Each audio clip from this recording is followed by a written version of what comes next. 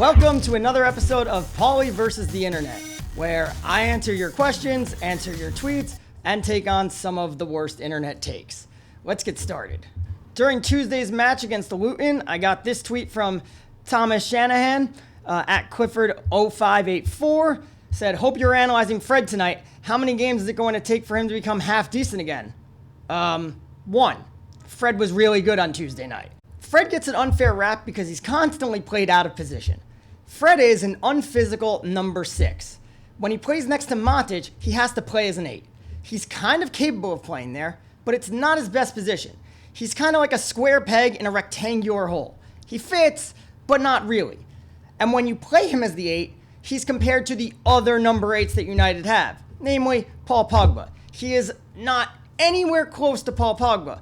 He is a more defensive midfielder. When you play him with Matic, you are playing two central defensive midfielders. It's a little too defensive for United, but they don't really have any other options right now. How many games is it going to take him to become half decent again? He's already there. In fact, he was there post-lockdown too. People just were comparing him to Paul Pogba.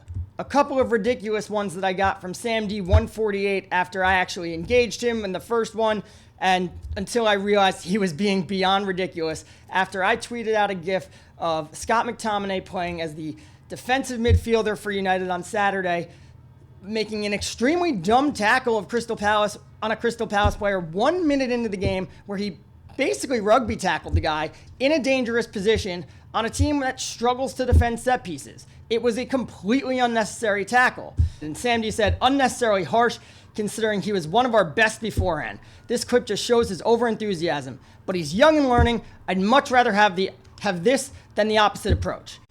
A lot to unpack here.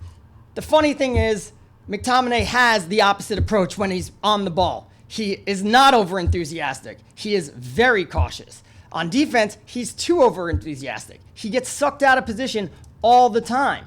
And for someone who is in his 4th year with the first team, that's too much. He still doesn't understand basic positioning.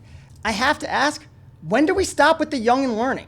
Like I said, it's his 4th year with the first team. He's going to be 24 in December.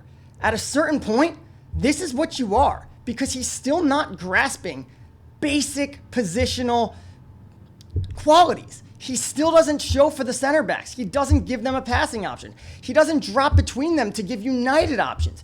He gets sucked out of position on defense all the time, leaving his midfield partner constantly exposed. Or on Saturday, when he was the holding player, leaving the defense completely exposed. You can't have that. A few tweets later, he's talking about performances because he thinks that Paul Pogba doesn't bring anything to this team.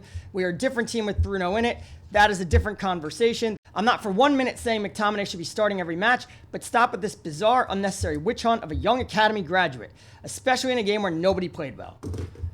I never said that anybody played well. I said McTominay was bad. I said Pogba was bad. I said Bruno was bad. I said Lindelof was bad. I said Shaw was poor. Rashford was poor. James didn't do anything. Fosu Mensah did as well as you could expect him to do, which is nothing. But why do we keep saying we can't criticize an academy graduate? Are they immune from criticism? Constantly praising our academy graduates for nothing is how you end up with a poor team, because you overrate your graduates when in reality you have to say, is this player good? Yes. Is he amazing? No. If you can accurately judge your academy graduates, then you could build a proper team. Just because a player is from our academy doesn't mean he should be immune from criticism. If you don't criticize them, that's how you end up with a society of participation trophies. This one coming from the live show that we did on Red Devils Talk the other night. One of the comments from the One United podcast. Ollie would be better as a director of football, in my opinion. While he's not put a foot wrong yet as a manager, he clearly won't win us a title. However, his vision for signings is great and could work with Poch or others.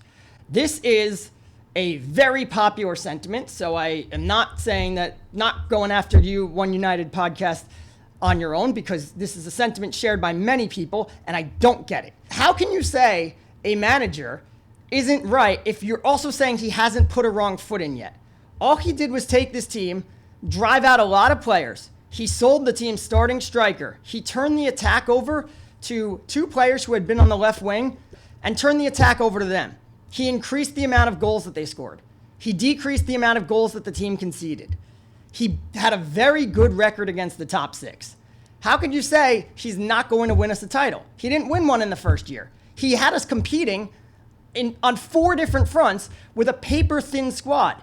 He did this in the first half of the season with Andreas Pereira, Jesse Lingard, Ashley Young, Dan James, Brandon Williams in the team. He got 3 goals and 6 assists out of Dan James, who everybody says isn't good enough. He got the best season of Marcus Rashford's career. At the same time, he got the best season of Anthony Martial's career.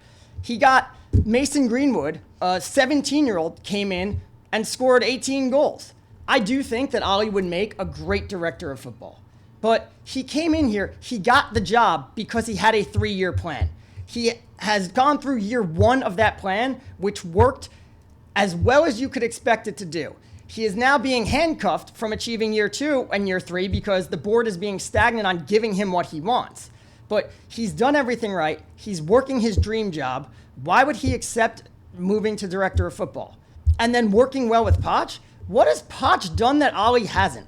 I like Poch. I think he's a great manager, but let's call a spade here. Has he won a trophy? No, neither has Ollie, but Ollie's only been in charge 1 year. He took a mid-table team and finished top 4, did that regularly. How does he play? He plays a 4-2-3-1 high-pressing system, the same as Ollie. He likes to counterattack against big teams, the same as Ollie. Oh, he brings players through the academy? The only player Mauricio Pochettino brought through from the academy to become a regular first-team member while in his time at Tottenham was Harry Winks. Yes, he brought up Harry Kane, but Harry Kane was a known commodity at that point. He had played over 800 minutes in Tottenham's first team the year before Pochettino arrived. Everyone knew sooner or later Harry Kane was going to become their striker. He signed Dele Alli. The credit to that goes to David Pleat, and even Pochettino acknowledges that. Everyone likes to point to Ollie's transfer record. The board should be backing him because he hasn't screwed one up yet. Pochettino's transfer history is far more inconsistent. Yes, he brought in players like Kieran Trippier, Toby Alderweireld, Heung-min Son, Davinson Sanchez, Lucas Moura. He also spent money on Quinton Ng, Georges Nkondu, Victor Wanyama lasted 3 years at the club, and who could forget Vincent Janssen? You don't like how Ollie makes substitutions late in games and they don't impact the game? Talk to a Spurs fan about when Poch would make a change. It's later in the game than Ollie did. Oh, you don't think that Ollie rotates his team well? Talk to a Spurs fan about Pochettino's squad rotation. I don't understand the infatuation with bringing in Poch as a definite better option than Ollie. Is he a good manager? Yes. Is he better than Ollie? I don't know. Jackola 134 chimed into the conversation. With all due respect, I think Ollie's record against the likes of Liverpool City is pointless. You play them 4 out of 38 games. You need to beat the small fish before biting the big ones. You're not wrong. But the thing is that now when you need 90 plus points to win, you also need to beat the big teams. It's not the same playing against the big teams as it is the little teams. We know that. It takes different skills. Ollie has done one of them. He has mastered beating the big teams. Now he has to master beating the little teams. Which one do you think is easier to do? And let's be honest, in the first half of the season, he was trying to beat the little teams with Jesse Lingard, Andreas Pereira, Ashley Young. In the second half of the season, when he had real players, he beat the little teams too. If you had a manager who had mastered half of this and needed to learn the other half, wouldn't you rather have the manager who already mastered the harder part? We'll see you next time.